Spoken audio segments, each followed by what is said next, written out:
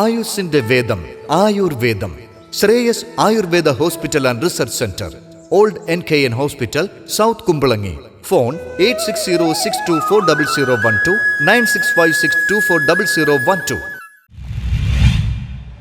Fort കൊച്ചിയിൽ വീണ്ടും ചാളച്ചാകര.